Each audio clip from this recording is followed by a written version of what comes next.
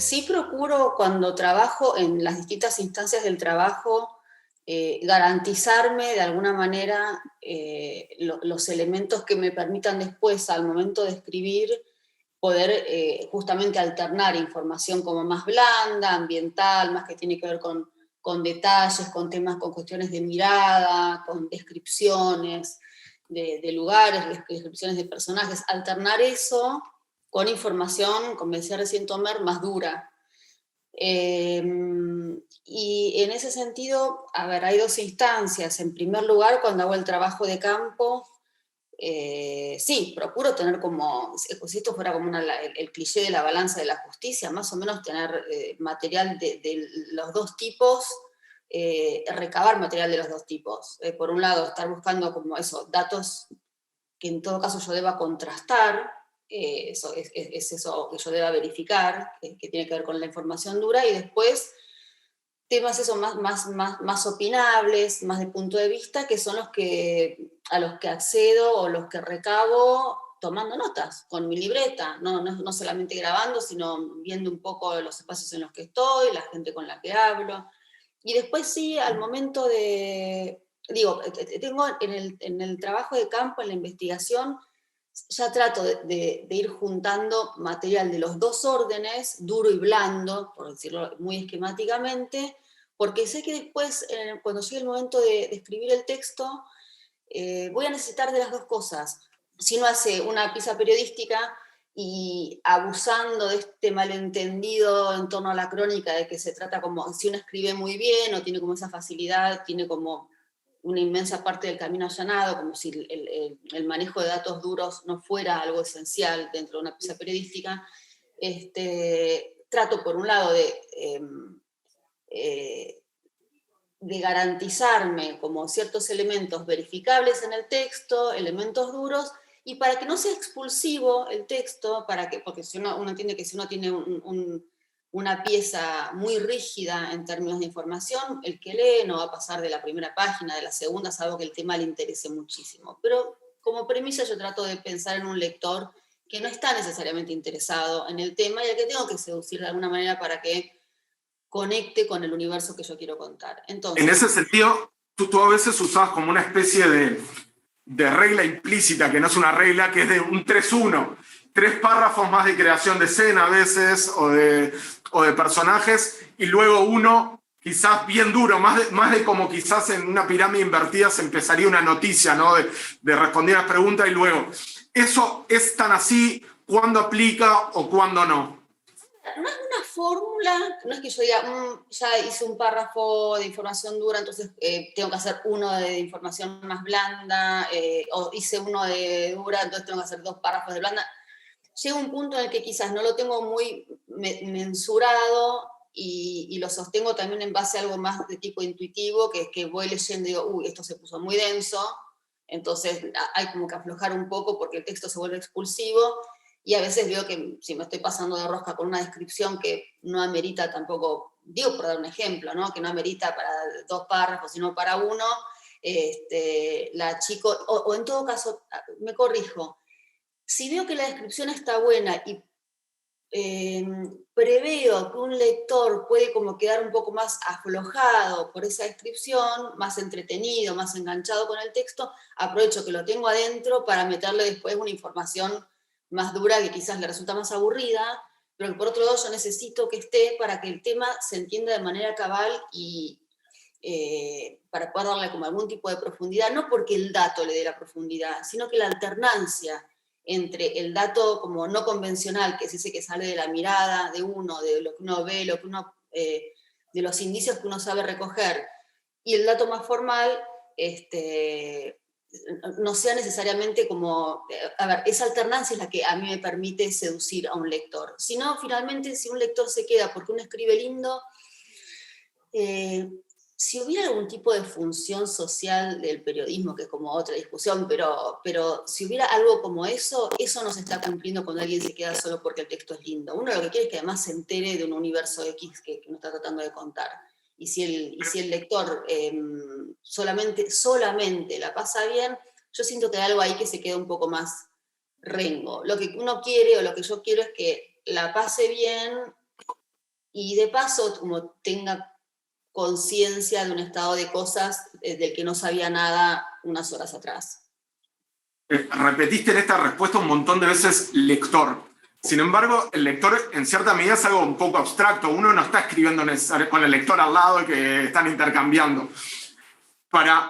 ¿Cómo te medís o si usás algo para saber si estás atrapando al lector, si el lector está enganchado? ¿Es tu propia intuición que te dice, bueno, si a mí me copa seguirme leyendo, después de dar 3 vueltas a la manzana en casa, creo que al otro lo probás previamente el texto con alguien de confianza, con un familiar?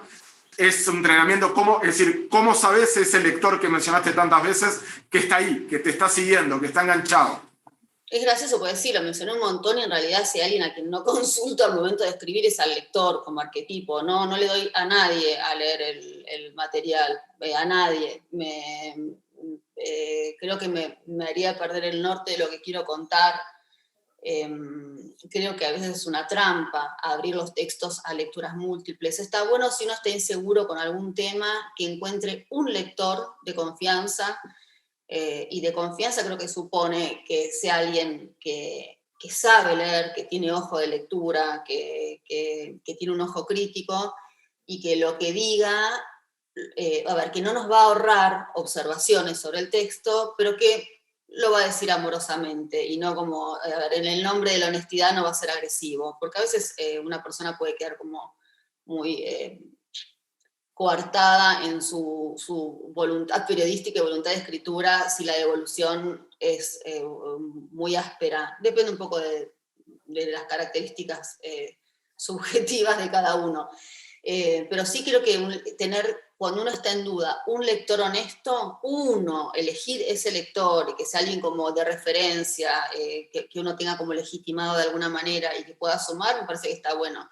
En mi caso, mi lector es el editor o la editora cuando le entrego la primera versión del libro. Antes no consulto absolutamente nada, no por soberbia, sino porque en general ya sé cuando me siento a escribir qué es lo que quiero contar. Y si meto voces a opinar, más voces, digo esto porque a veces tengo como conocidos o amigos, amigas, ya cada vez menos porque son cada vez más solitarios, pasan los años y uno se vuelve un poco más ermitaño en esas cosas, pero cuanto más jóvenes, más gente meten a leer su material, que quizás es por inseguridad, pero me parece que no ayuda. Uno tiene que tener quizás un maestro, una maestra, alguien como de referencia para que lo lea uno, o si uno, no sé, tiene como alguien de la familia que es muy lector y desarrolla un ojo crítico, puede ser, pero tiene que ser alguien, si uno lo va a dar a leer, que es alguien que sabe, que no sea como en el nombre del testeo, un ejercicio vanidoso, solapado de testeo, que es darle a leer tu texto a medio mundo para ver qué piensa. Porque hacer una lectura crítica toma tiempo. Y hay que querer mucho a esa persona o cobrarle. Hay dos posibilidades para hacer una lectura que realmente sirva. Si no, esas lecturas de, ay, me encantó, no sirven para nada. O sea, en términos como de trabajo, sí pueden servir si uno necesita como reafirmarse o sentirse más seguro, pero a nivel evolución de un texto, mejora de un texto, esas evoluciones no sirven. Entonces uno creo que tiene que elegir ese lector. En mi caso, mi lectora, para el libro que pienso empezar ahora en un tiempito, mi lectora va a ser Ana Waksuk, que es la editora de 38 estrellas, y yo sé que ella va a ser la primera devolución, me parece una persona súper calificada, periodista, escritora también, pero bueno, elijo a esa persona y que va a ver el texto cuando esté terminado. Hay gente que trabaja distinto, igual yo edito, pero estoy editando más un híbrido de autoficción, edito a Juan Sclar, que es un escritor argentino buenísimo que publica mucho con nosotros en Orsay, en la revista que tenemos con Hernán Casiari. O sea, la tiene Hernán, yo trabajo ahí. Y Juan es más de mostrar las estructuras de su texto antes que el texto completo, y capaz que consulta temas de estructura, y es como que se permite, es como una novia, por usar un ejemplo muy conservador a esta altura y casi extemporáneo, que se muestra antes de tener como el vestido divino y el maquillaje puesto, y dice, a ver, ¿te parece estelar? Se muestra, puede opinar a otra persona antes de estar, al novio, antes de estar impecable. Bueno, hay gente a la que no le molesta. Yo soy más de querer salir impecable y que opinen después. Pero Juan, y lo tomo como ejemplo de otra manera de trabajar, me empieza a consultar desde mucho antes sobre el destino o el sentido de su texto. Así que también depende un poco de la forma de trabajo que uno vaya encontrando. Y eso también es importante. Puede haber como ABC o cosas que uno transmita, pero con los años, y esto es algo que sucede con los años, con prueba y error, uno va encontrando también una forma propia para chequear su material, para sentirse seguro, segura. Eso es algo que se construye con el tiempo. Josefina, un gusto. Joaquín Silva, estoy acá como asistente docente de Tomer y aprendiendo de la docencia. Te quería traer un poco de nuevo a esta idea de lo periodístico, ¿no? Que es un elemento central y sobre todo para este taller. Y sobre este problema que es un poco el que viene antes de la página en blanco, que es el de cómo elegir los temas, ¿no? En tu caso, ¿qué pones en tu mesa de criterios? Digamos, ¿cómo elegís que un tema es interesante? ¿Tenés en cuenta si es de interés público? ¿Por dónde te conmueve? ¿Tenés algún sistema para digamos, leer la prensa o leer la realidad de forma crítica y darte cuenta dónde hay de repente una oportunidad para desarrollar la historia? ¿Cómo resuelves todo esto? A ver, hay como algo que uno puede llamar como temas ventana, que son como temas historias ventana, que son historias que te funcionan como dispositivo que te permite ver algo muy superior a esas historias. Es como abrir una ventana y ver un paisaje determinado. Entonces, si busco tema, en general, trato de ver dónde hay esa clase de historias, que no sean solo la historia que es entretenida de leer, sino que es una historia que habla de algo que a mí me interesa contar. Y cuando digo algo, me refiero sí ahí ya más a un tópico, a un tema más general, que puede ser, no sé, el traspaso generacional, la vejez, las instituciones, una franja de edad determinada, bueno, la vejez, una franja de edad determinada, un territorio geográfico que me podría parecer como sintomático de lo que es la construcción de poder en América Latina. No sé, uno puede como ir encontrando temas mayores a la historia corta, acotada, a la anécdota que uno encuentre. Entonces, me pregunto siempre en el nombre de qué quiero contar una historia, porque, a ver, el proceso es este. Yo veo algo que intuitivamente me gusta. Digo, uy, esto me gusta, quizás acá haya algo más. Leo un poquito más y la pregunta inmediata a eso que me gusta, que puede ser una historia seductora, con personajes que prometen, que yo veo, acá hay como lindos personajes para contar, ahora puedo como contar un poco qué es lo que para mí hace que un personaje sea lindo. Una vez que veo algo que me seduce por una razón más de tipo intuitiva, empiezo a pensar, bueno, ¿esto cuenta algo más o es la historia entretenida por sí sola y es como pura anécdota y no cuento otra cosa? Si veo que cuento otra cosa, o sea, que yo puedo usar eso como carnada para traer un tema mucho más amplio, ahí le doy un paso, o sea, avanzo en la idea o en la posibilidad de escribir algo. Y después, lo otro que veo es si la voy a poder contar, no en términos de, ay, lograré tal entrevista o tal otra, porque trato dentro de un marco de razonabilidad, trato de pensar que las entrevistas las voy a conseguir. Digo razonabilidad porque intento en ponerme como objetivos ambiciosos, pero lógicos. Una vez que veo que existen esos personajes, lo que trato de ver es si van a tener como carnadura, estructura suficiente como personajes para poder atravesar y sostener toda una crónica, ya sea una crónica larga, para una revista tipo, no sé, cada vez quedan menos revistas de crónicas largas, pero tipo Piauí en Brasil, o qué sé yo, ni sé qué hay. Pero una crónica de 35.000 caracteres, de 40.000 caracteres, las publicamos en Orsay, que pueden tener 60.000 caracteres, y esa carnadura la veo a través como de dos indicadores, esa carnadura de los personajes. Por un lado, que sean personajes que quizás, bueno, esto lo suelo decir porque a mí por lo menos me ayuda bastante, que sean personajes que saben contarse a sí mismos, que saben hablar, no que saben hablar porque hablan bien, elegantemente, sin cometer errores gramaticales, sino que pueden hablar a lo bestia, pero quizás, quizás se saben contar bien, saben contar su pasado, saben contar sus circunstancias. Hay gente que tiene esa facilidad, ese don de poder contarse y contar. Y sí, a mí me pasó que cuando era chico me dijeron tal cosa, entonces desde entonces yo, cada vez que, o sea, gente que cuenta, es más fácil que la gente que no habla. Pues la gente que no habla le puede sacar verdades, pero esas verdades que sacás, las sacás de espacios que no son los espacios de la palabra hablada, sino de otro tipo de espacios que tienen que ver con saber leer su entorno. Por un lado pienso en que sepa hablar el personaje, o sea, sepa contarse, y después que le pasen cosas, porque la crónica es como para mí prima hermana del documental. Siempre hay que pensarlo como referencia cuando uno está un poco perdido. Si uno quisiera hacer un documental sobre esta historia, ¿lo podría hacer? ¿Tiene escenas? ¿Tiene una escena de apertura? ¿Dónde sería esa escena? ¿En la casa del personaje principal? ¿En su lugar de trabajo? ¿En un lugar neutro? ¿En una plaza? ¿Esa plaza le significa algo por alguna razón? ¿Va a estar solo? ¿Va a estar acompañado? El documental es un gran norte y recomiendo mucho. A veces hay como más vanguardia y más luminosidad y más riqueza en el documental que en una crónica escrita. Los documentales, Chile tiene una tradición documentalista muy buena, en Argentina también tenemos documentalistas buenísimos, seguramente en Uruguay está el Minaya, pero quiero decir, hay material que ayuda mucho a escribir en el audiovisual.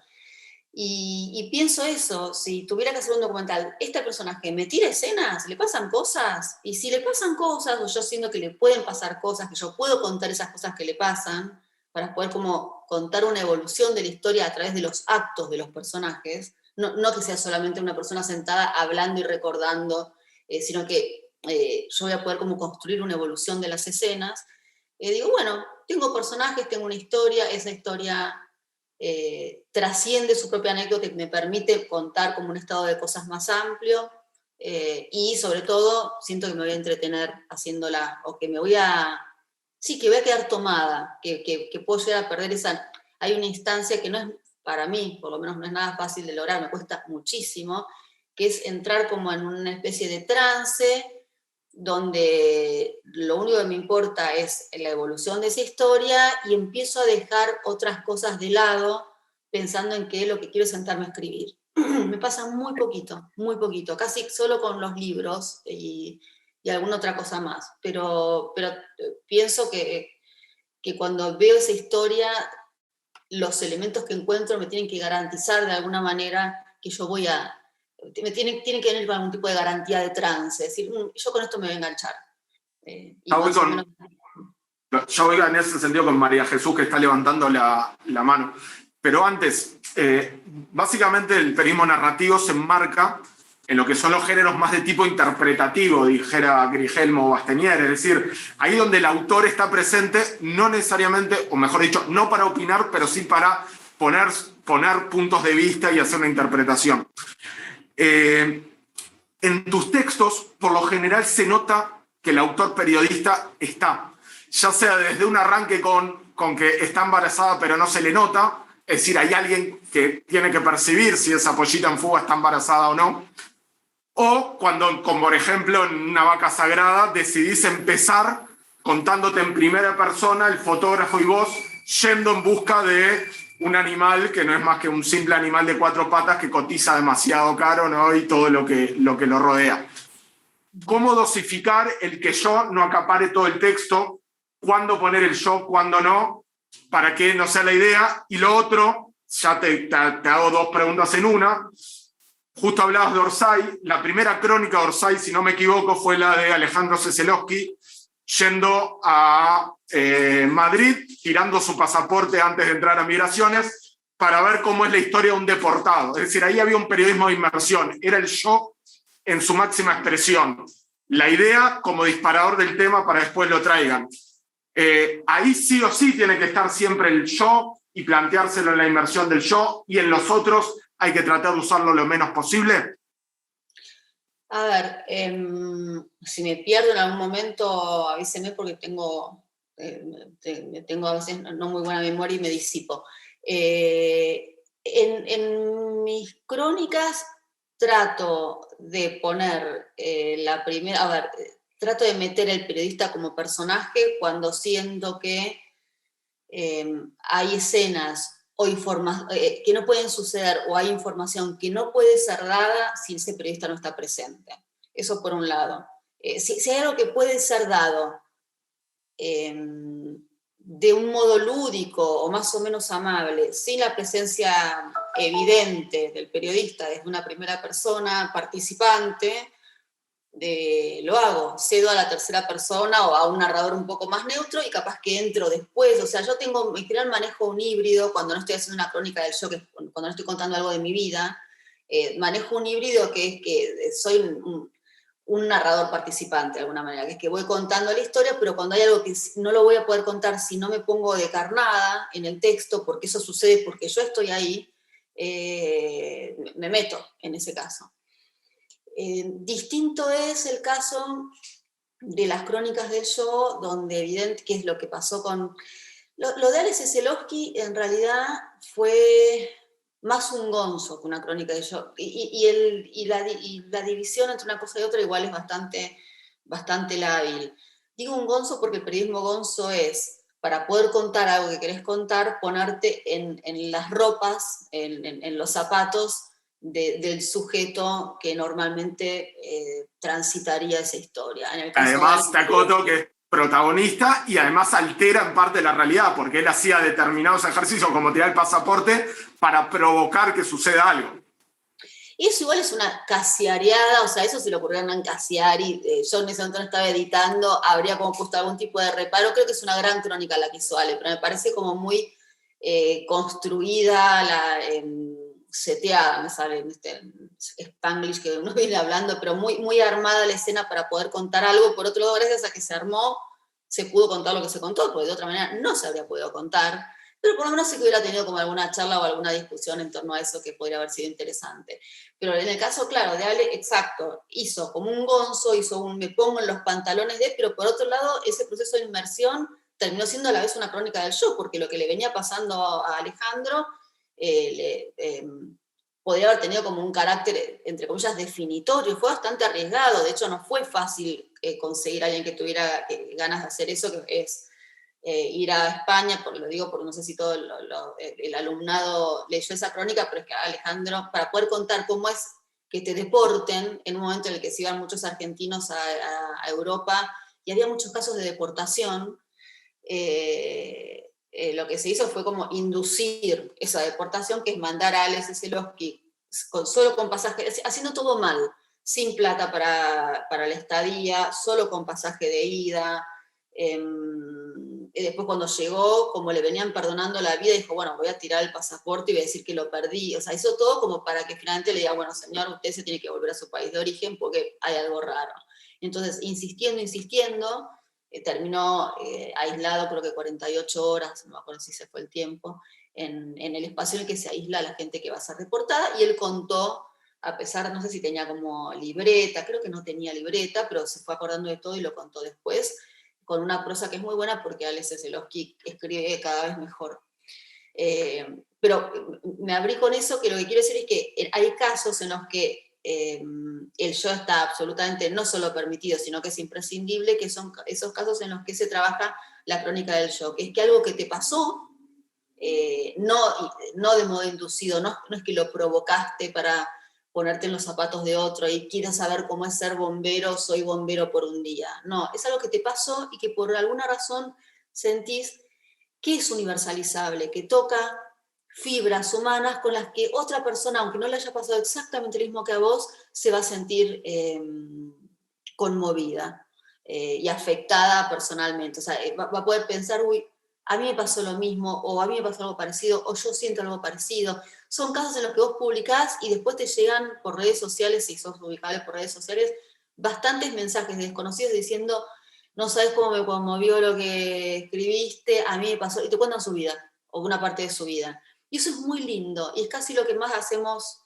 en Orsay, en la revista. Lo que más nos interesa en este momento es contar buenas historias personales, porque sentimos que el lazo empático que generan es muy genuino, es verdadero, es hermoso, y es lindo que alguien te cuente una buena historia de vida. Eso, sí. No, María Jesús, que estaba levantando la mano, creo. Hola, buen día, Josefina. Muchas gracias por darnos tiempo. ¿Nos escuchás acá? Sí, perfecto. Está bien. Te quería hacer como dos preguntas en una. Por un lado, ¿cuáles fueron los errores que cometiste al empezar a trabajar con reportajes? ¿Y qué consejos nos darías a nosotros que tenemos que escribir un reportaje para el obligatorio 2 acá? Ok. Errores, y no es como una forma de decir para sacarme el problema de encima, muchos más de los que soy capaz de acordarme. Armé bastante no todo por ensayo y error, pero hay cosas que... dos errores que me acuerdo, que sé que padecí bastante. Uno, cuando tenía 20 cortos, 22, 23 años, es una pavada, pero me parece que les va a servir. Yo armaba, algo que sigo haciendo hoy, tenía como, cuando elegía un tema, tenía un archivo en el que ponía todo el crudo es desde las desgrabaciones de entrevistas hechas por mí, hasta el archivo hecho de lecturas de otros medios, de otros diarios, cosas que hay sobre el tema, que hago un copy-paste y la meto como en ese archivo enorme que capaz que tiene no sé cuántas páginas. Después, en base a ese archivo, ahora mi método como más de la última década, bueno, me armo como después una estructura de lo que quiero contar y cómo lo quiero contar, y después voy llenando esa estructura con el material de archivo. Y en su momento, yo por donde trabajaba, que era la revista dominical del diario La Nación, yo no tenía más de 23 años.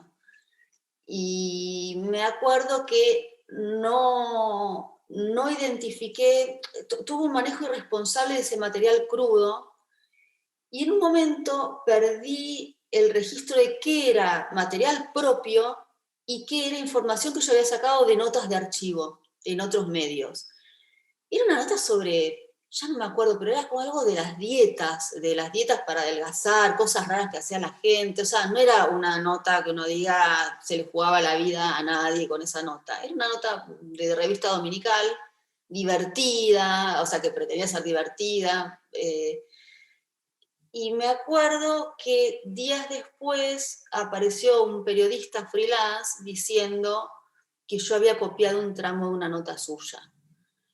Y cuando me di cuenta, había copiado involuntariamente, pero un párrafo, supongamos, en el que él citaba en una universidad de Wisconsin, la gente, es un estudio donde la gente que hace dieta, bla, bla, bla, pero con algún tipo de punto de vista personal, había algo que lo hacía identificable. Yo agarré ese dato que me servía, lo copié y seguí mi vida.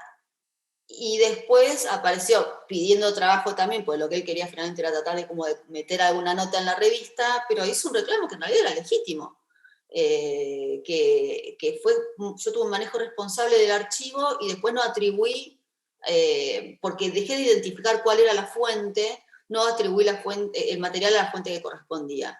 Eso es algo que desde entonces tengo como muchísimo cuidado, y cada vez que meto algo, si no es de cosecha propia, trato de consignar de alguna manera de dónde sale.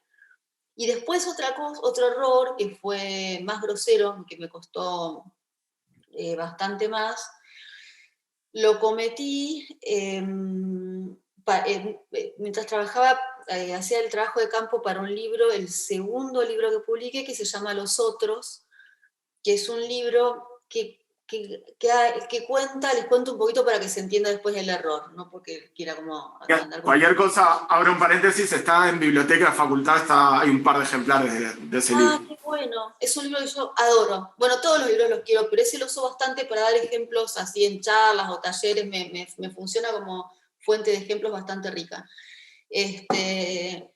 Y me pasó, es un libro que cuenta la fractura social, pensando en qué cosa grande uno quiere contar a partir de una anécdota. La fractura social, la división que hay no entre ricos y pobres, sino entre pobres y recontra pobres. O sea, ¿qué pasa cuando hay como una pelea de poder o una pelea económica entre dos grupos que naturalmente debieran sentirse como hermanos con una misma causa, que es de última, no sé, salir de la pobreza? O sea, el enemigo es otro, no es el vecino de al lado.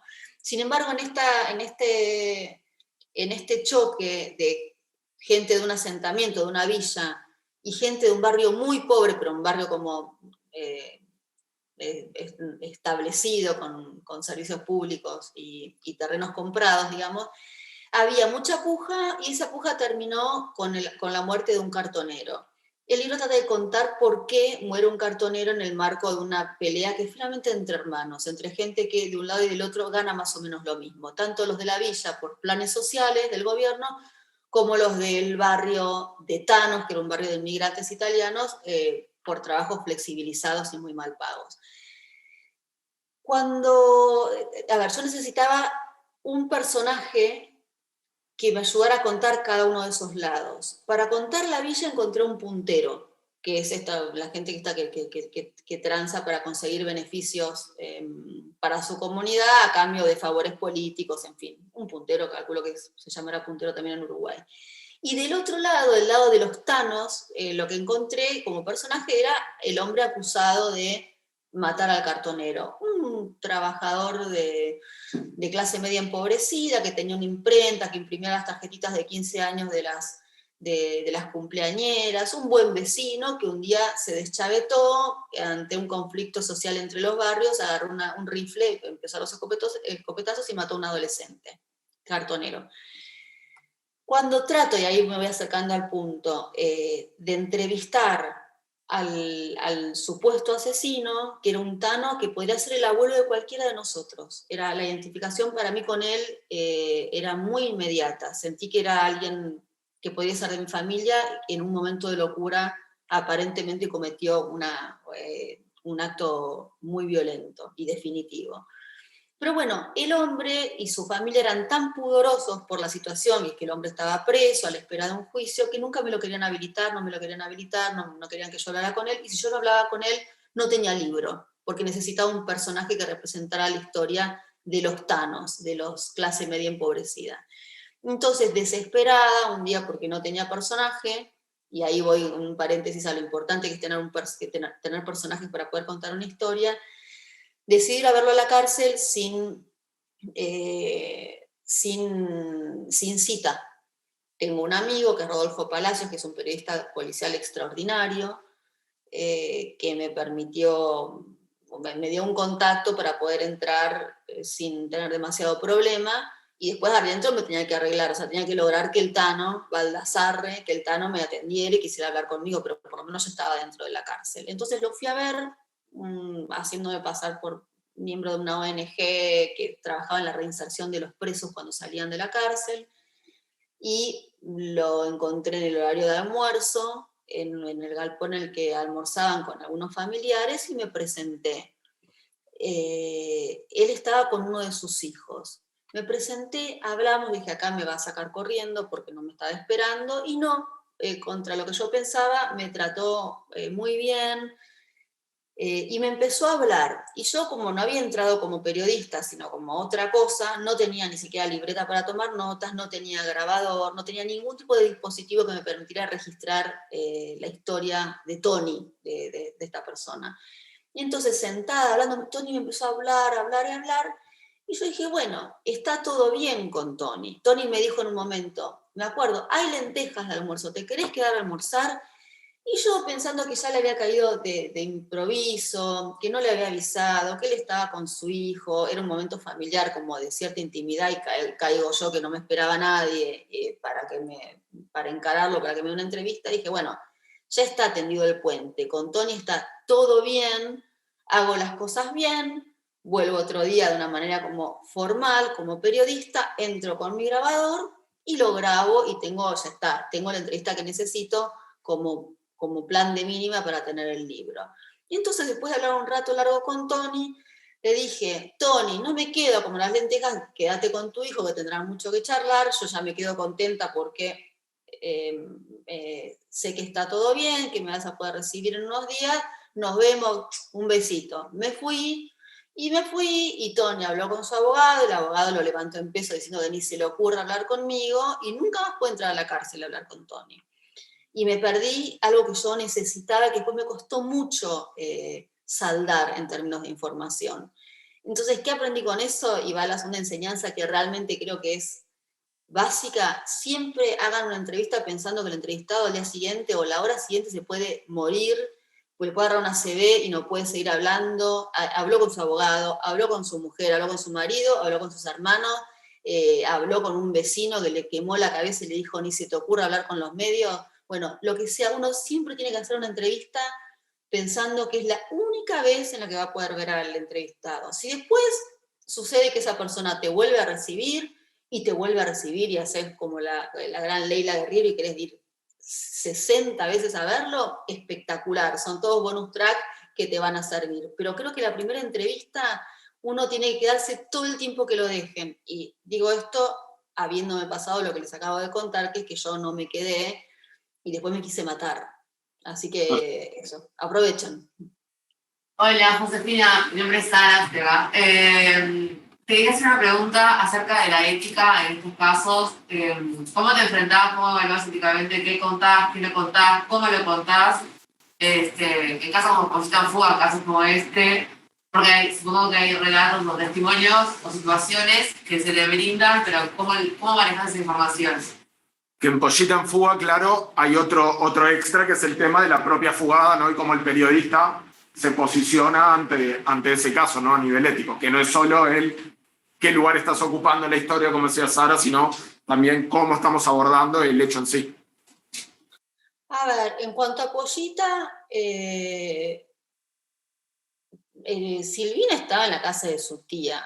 Si la policía no la encontró, no es que se fue al conurbano profundo, a una cueva rupestre, a esconderse en el... No, se fue ahí nomás. Entonces, mi posición fue, si no la vienen a buscar acá a la casa de su tía, evidentemente no les interesa, o lo que fuere, a mí tampoco me importa hacer hipótesis psicológicas sobre la policía. Lo concreto es que yo dije, bueno, no están acá, a pesar de que es medio como el ABC, si querés buscar a esta chica, tenés que ir a la casa de sus familiares, listo, eso es el tema de ellos, yo voy a contar, yo sí la estoy viendo y quiero contar cómo se construye una persona con una vida tan adversa.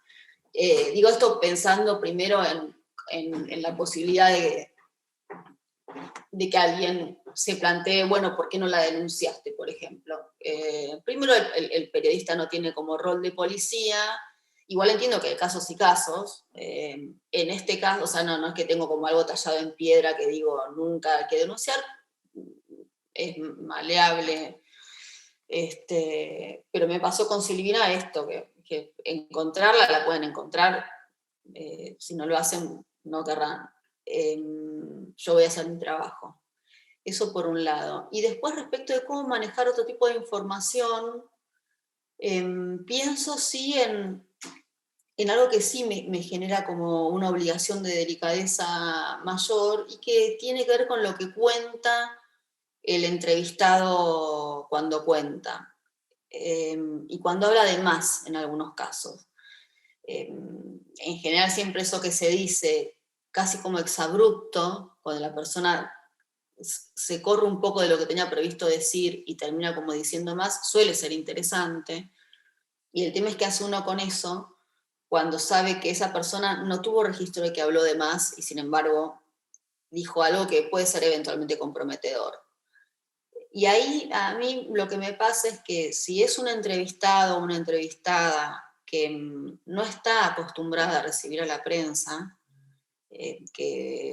porque le pasó un hecho extraordinario, trágico, que lo enfrentó a una situación de entrevista que nunca estuvo en sus planes, y dice algo que le puede ir en contra, que le puede traer enemigos en el barrio, enemigos, eso puede llegar a ser bastante grave, trato de cuidarla cuando me doy cuenta de que hablo de más, sobre todo porque hay sobre todo una clase de entrevistado que cree que el periodista es una especie de salvador, que contando todo de una manera como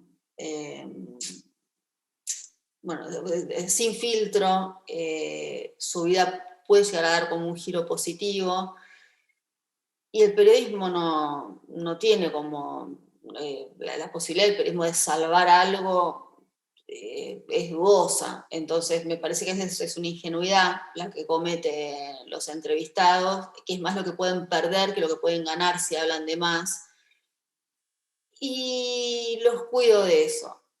Ahora, si el entrevistado o la entrevistada es alguien que está como relativamente acostumbrado a recibir a los medios, si es alguien que, por decirlo de alguna manera, forma parte de una estructura de poder,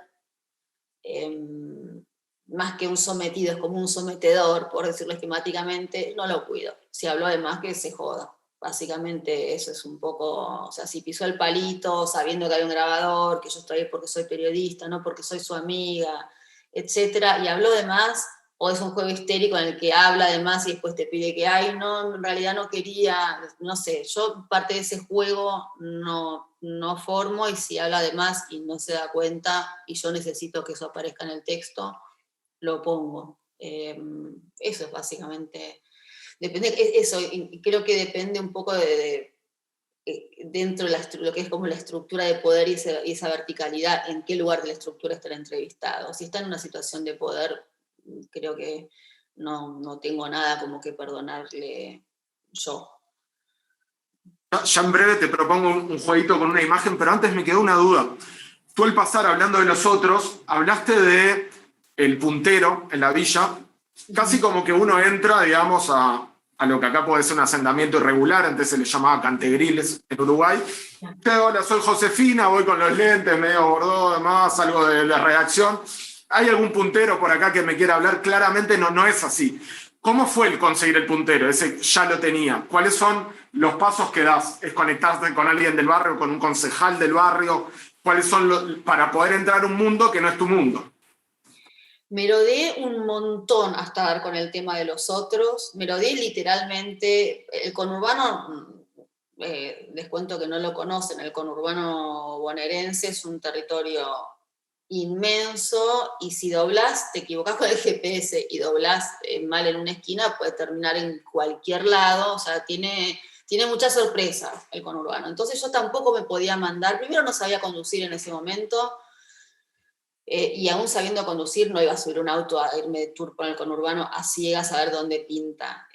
Lo que hice como forma de aproximación fue que en ese momento, y de hecho lo cuento en el prólogo del libro, yo tenía trato con un productor de un programa que se llama Policías en Acción, que ahora volvió a la tele, no sé bien si sigue siendo parecido a lo que era en ese momento, pero era un programa bastante criticado por hacer como folclore de lo que era la policía. Pero lo cierto es que los productores de ese programa conocían el conurbano al dedillo, porque por turnos de 8 horas se subían a patrulleros de la bonaerense y estaban como buscando historias, ellos sí, todo el día, 24 horas por turno. Entonces hablé con el productor de Policías en Acción, le conté que necesitaba como encontrar una historia. Mi arreglo con la editorial era contar el conurbano, y finalmente me quedé con, en vez del conurbano, que es algo inmenso, con esta historia que cuento en los otros. Entonces empecé a dar vueltas por el conurbano en un patrullero, con los productores de Policías en Acción. Fui varias veces, hablaba mucho con los productores porque me contaban historias todo el tiempo, pensando ya como con criterio periodístico, con lo que yo, enfocándose en lo que yo estaba buscando, a ver si en algún momento me tiraban una punta que a mí me pudiera servir. Reboté, me tiraron 5 historias que fui a hacer esas historias a ver si me servían para el libro, y después las descarté.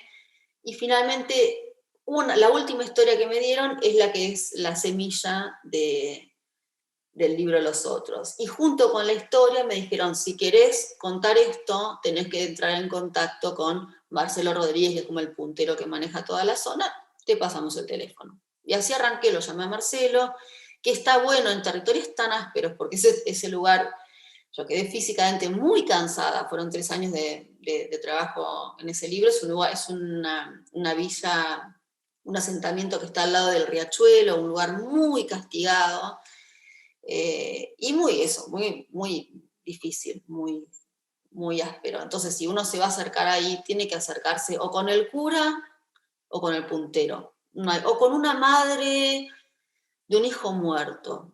Son como las tres patas que te vuelven un poco intocable cuando entras a un lugar del que presumís que puede venir algún tipo de daño. Entonces entré a Cuba, que era el nombre del barrio, de la mano de Marcelo. Y de hecho siempre me iba a buscar Marcelo a una estación de colectivo en moto, y llegaba en moto a la villa, y de la mano suya pude empezar a hacer el libro y a construir mis contactos ahí adentro. Pero sí hay que entrar siempre de la mano de alguien con poder, porque si no... Hablando de poder, tú hablabas de los desconocidos. Voy a ponerte a alguien que seguramente en Argentina no sea conocido, pero en Uruguay sí es bastante conocido, que es este personaje llamado Enrique Cachete, su alias Esper. Para narrarte un poquito y para quien no lo conoce, Enrique Cachete Esper acaba de salir luego de 5 meses en el CTI, sobrevivió al COVID-19, es el presidente de la principal de la gremial de carnavaleros en Uruguay, que tiene mucho poder, contratista de fútbol, exboxeador, parte emblemática del sindicato de los canillitas, en fin, un personaje que se codea con el poder y demás, que tiene como muchas historias. Y cuando lo fui a entrevistar hace un tiempo, me llamó la atención algunos objetos y detalles que tiene acá. Te pregunto a ti, que casi no lo conoces más que algunos breves indicios de lo que te estoy dando, es a la hora de enfrentarte a escenas o fotos como este tipo, donde vos tenés un personaje que sabés que te puede dar o no determinada información, ¿cuánto te fijás en los objetos, en la arqueología que lo rodea, y qué decidís tomar en cuenta o no de lo que lo rodea, porque no todo necesariamente es significante a efectos del texto que estás contando? Uh-huh. A ver, cuando veo a Cachete sí me acuerdo, y por eso digo que es un libro que tomo mucho como ejemplo, me sirve para ejemplificar bastante. Hay un tramo de Los Otros en el que yo trato de explicar, entre otras cosas, cómo se pudre un río, básicamente. El riachuelo, que es el río que bordea el asentamiento de Acuba, es uno de los ríos más contaminados del mundo junto con el Nilo. Y yo quería, bueno, ahondar un poco en las razones de la contaminación, en la historia de esa contaminación, desde cuándo era así, etcétera, etcétera. Y lo que voy viendo es que buena parte del origen de esa contaminación y de la actualidad de esa contaminación también tiene que ver con que las curtiembres que nutren después de cueros, proveen de cueros al resto del país y aparte del mundo porque se exporta, tiran ahí todas sus porquerías sin ningún tipo de... O sea, todas balconean al riachuelo y tienen conductos ilegales a la vista de todos. Por lo tanto, si no se los clausuran es porque hay un arreglo con la casta política de turno. A través de los que sueltan como toda la porquería y todos los químicos y todo ese olor fétido que tiene el riachuelo, que proviene del trabajo con los cueros en la industria de la curtiembre. Y el dueño de la mayor curtiembre y la más contaminante era un tipo, ay, ahora no me acuerdo el nombre, pero bueno, X, está en el libro igual. Era un tipo un poderoso, hasta con una facha muy parecida a la de este hombre, y me recibió en la curtiembre, una curtiembre que además, si yo llegara a tener algún tipo de problema, de roce con este hombre, me sacaban de patillas a la calle, al otro lado de la puerta de la curtiembre, y el lugar era de terror, no era un lugar en el que decís, bueno, me llamo un taxi, no, era un descampado peligroso. Entonces yo no me podía hacer la viva ahí adentro, y por otro lado yo necesitaba contar a ese tipo porque era algo con G, ya me voy a acordar, el apellido de la curtiembre.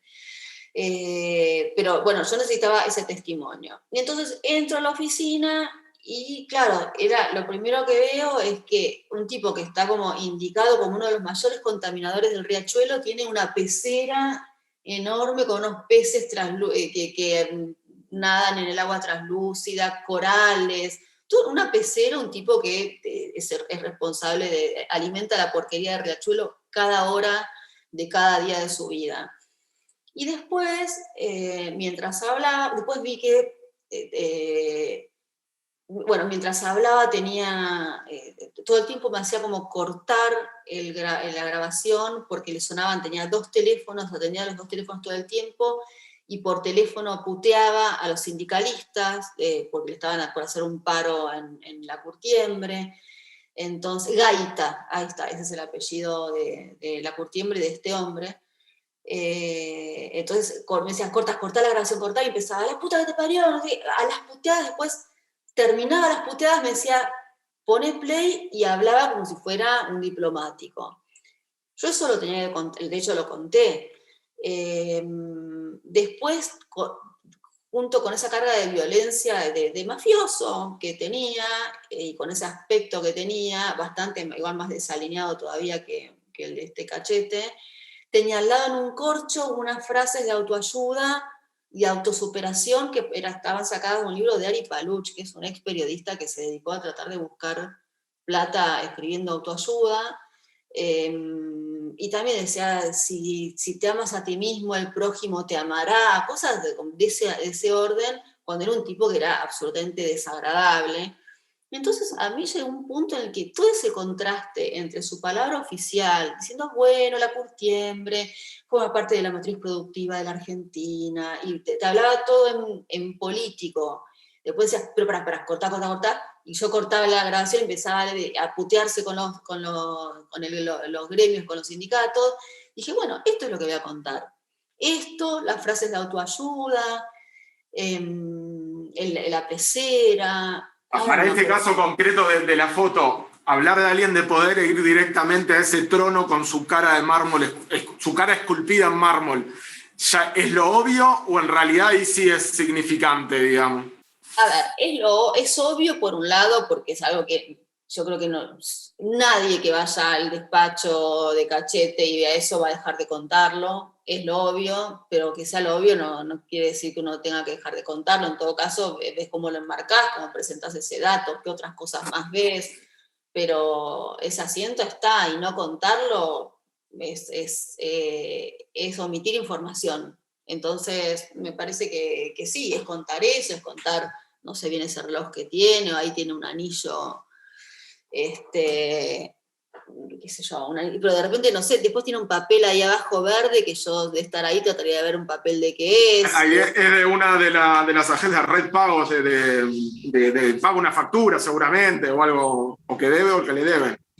Sí, por eso veo que ahí hay unos cigarrillos, capaz que el despacho huele a, no sé, a Parisien, y tiene como un olor apretado, y hay algo de ese olor que también puede ayudar a construir ese lugar.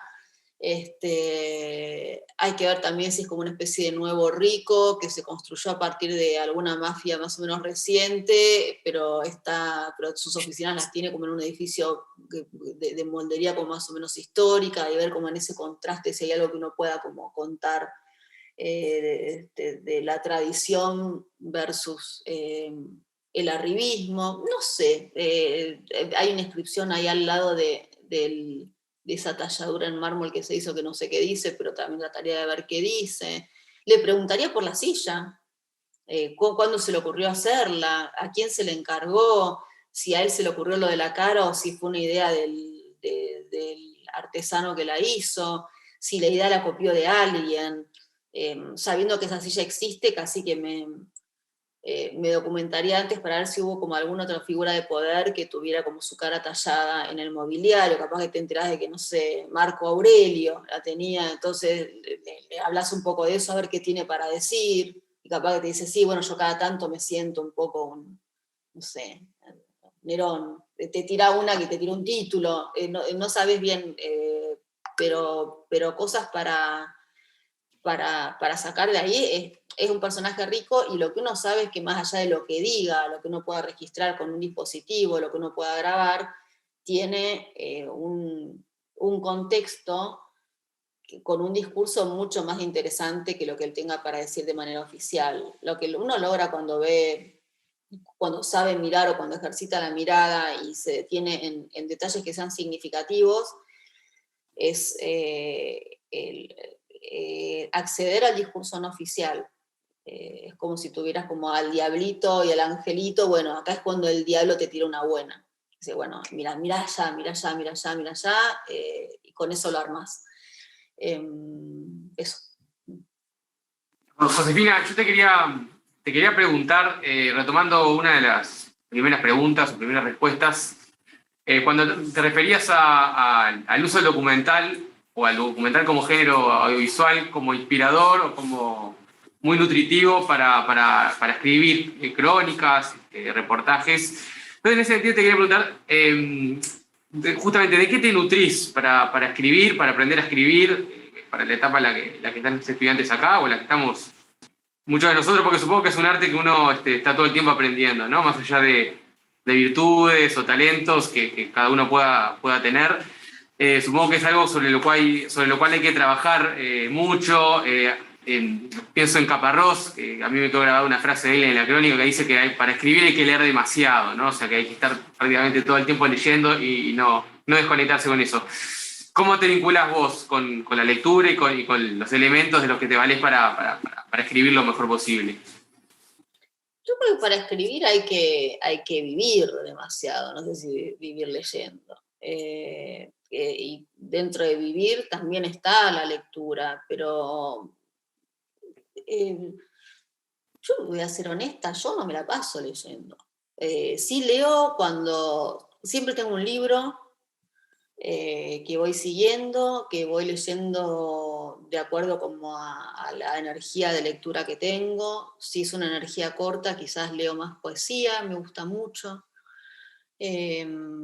Si estoy como para algo más largo, agarro una novela y sí, me la liquido como en unos días.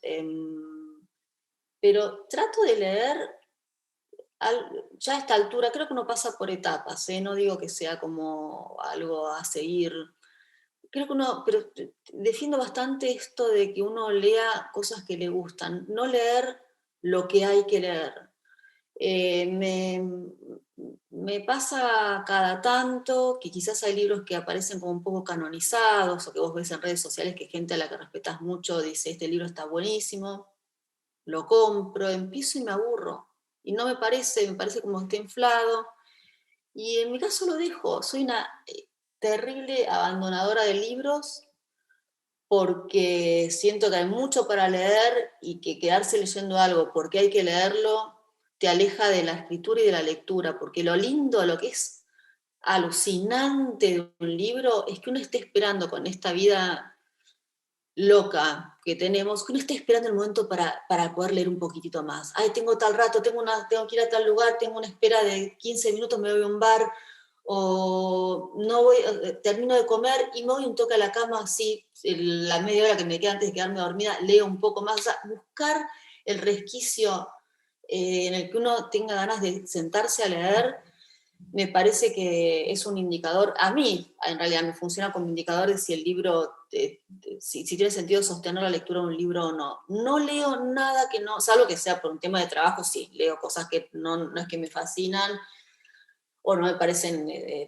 sí, eso, no me fascinan, pero que tengo que leerlas. Pero esas lecturas que yo considero como más nutritivas, alimenticias, porque definitivamente si leo poco siento que escribo peor, hay algo que se ablanda, que es como causa-efecto muy inmediato, lo veo de una manera muy inmediata. O sea, es como comer. Si como, puedo hacer más cosas. Si como poco, estoy más debilitada para hacer algunas cosas. Es así de inmediato. Y con la lectura me pasa eso, pero no me obligo a leer absolutamente nada que en las primeras, no sé, 50 páginas no me haya enganchado. Lo dejo y paso a otra cosa. Y siento que y después lo de los documentos, no sé si me has preguntado algo de los Del documentales. documental, ¿no?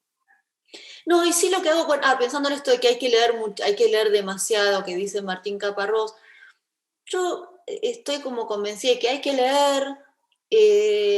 A mí me sirve mucho el audiovisual para pensar estructuras narrativas, muchísimo. Hay un documental, hay que comprarlo, pero creo que verlo sale tipo $2, y si lo puedes pagar por PayPal, que se llama, pues pensando en el último que vi, que me voló la cabeza y que me ayudó a pensar algo de la estructura de lo que quiero escribir, se llama El edificio de los chilenos, es de una documentalista chilena que se llama Macarena Aguiló, y es un documental extraordinario.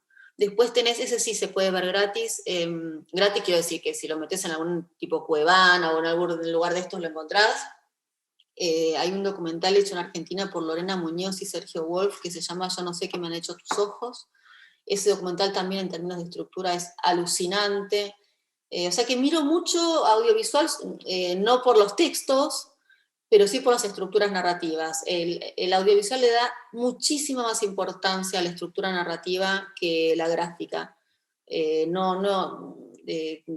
Cuando yo trabajo en adaptación audiovisual y escribo guiones desde hace ya unos años, y si la estructura no está sólida, no pasa los filtros que uno necesita que pasen, que son muchos para que algo salga. Entonces hay algo muy cuidado de esta estructura, y miro documental para eso, y el que le guste ir a escuchar música, ahora que se puede empezar a volver a salir, que vaya a escuchar música, salir, hablar con tus amigos.